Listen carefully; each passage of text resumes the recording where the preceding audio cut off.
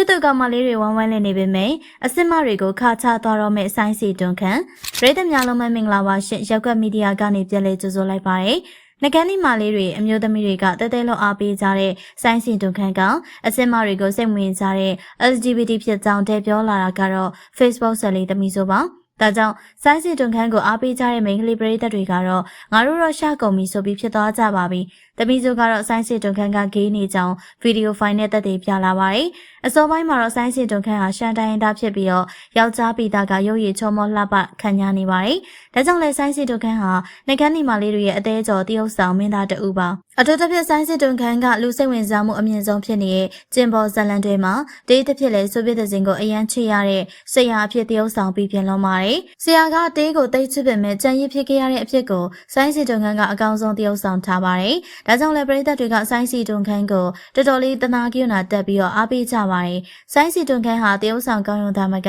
ကိုရိုင်းကလည်းဆရာဝန်တဦးဖြစ်တယ်လို့ဖခင်ဖြစ်သူကလည်းမျိုးရိုးစင်ဆက်ကလေးကအလွန်ပြည့်စုံကျွဲဝါတဲ့ပညာတတ်တထေးတကြွယ်မျိုးရိုးဖြစ်ပြီးတော့သုံးမကုန်နိုင်တဲ့စီးစိမ်ဥစ္စာတွေကိုပိုင်ဆိုင်ထားပါတယ်။အဓိကအဖြစ်တော့ဆိုင်းစီတွန်ခန့်ကမိန်းကလေးတိုင်းသဘောကျရတဲ့တကယ့်ကို idea တိုက်ယောက်ျားမျိုးဖြစ်ပါတယ်။ဆိုင်းစီတွန်ခန့်ဟာအရက်အမောင်းမြင်မာတာမျက်နှာတီကြီးခံရတာစတဲ့အချက်တွေကြောင့်အမျိုးသမီးပရိသတ်တွေဟာအခုဆိုရင်တော့သူမသူဖြစ်နေပါတယ်။ဆိုင်းစီတွန်ခန့်ကပြင်ပဘွားမှာလည်းဆရာဝန်ဘွဲကိုရထားသူဖြစ်ပြီးတော့မျိုးရိုးကလည်းကျွဲဝါချမ်းသာတယ်။အထူးသဖြင့်ဆိုင်းစီတွန်ခန့်ကတက္ကသိုလ်မှာသူ့ရဲ့ရုပ်ရည်ချောမောလှပခံရမှုတွေကြောင့်အလှပြင်ခင်းဘွဲကိုလည်းမကြာခဏရပူပါတယ်။ဒါကြောင့်လည်းသူ့ကိုချစ်ခင်အားပေးကြတဲ့ပရိသတ်တွေတန်းစီနေရဖြစ်ပါတယ်။ဆိုင်းစီတွန်ခန့်ကအစောပိုင်းမှာဇက်ပုမင်းသားအဖြစ်ကနေတရုတ်ဆောင်မင်းသားဖြစ်ဖို့အတွက်အခြေအနေကောင်းနေပါတယ်။ဒီလိုချိန်မှာ Facebook ဇာတ်လေးသမီးစိုးက